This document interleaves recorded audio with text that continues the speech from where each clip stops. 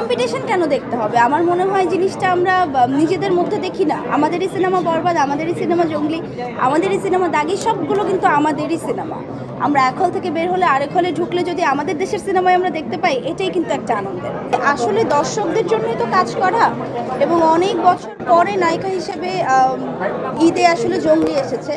So ওই জায়গার থেকে বলতে চাই যে আমি অনেক গ্রেটফুল দর্শকের কাছে, যে তারা শেষ পর্যন্ত আমাকে মনে রেখেছে, শেষ পর্যন্ত তারা আমার কাজটাকে ভালোবেসেছে, শেষ পর্যন্ত দর্শক হচ্ছে আমার ক্যারেক্টারটাকে মনে রেখেছে। সো এই জায়গাটা থেকে আমি মনে করি যে আমার জন্য এটা অনেক বড় পাওয়া, আর দর্শকদেরকে অনেক অনেক ধন্যবাদ যে তারা মানে প্রতি বছরই কিংবা বলবো প্রতিটা সময় এভাবে সাপোর্ট দেয় আর ভালোবাসা দেয়, এটার জন্য আমি অনেক কৃতজ্ঞ। এই বিষয়টা আসলে অনেকদিন পর এরকম দেখছি যে প্রত্যেকটা দর্শক একসাথে বলছে যে একটা সিনেমা দেখে সবাই সেম ফিল করেছে, সবাই কান্নাকাটি করছে, এবং এটা তো আসলে নিজের চোখে দেখা। যখনই আমরা হল ভিজিটে যাচ্ছি, আমরা আসলে 10-15 মিনিট আগের থেকেই দেখছি যে আসলে কে কান্না করছে, কে বার্স্ট আউট হচ্ছে।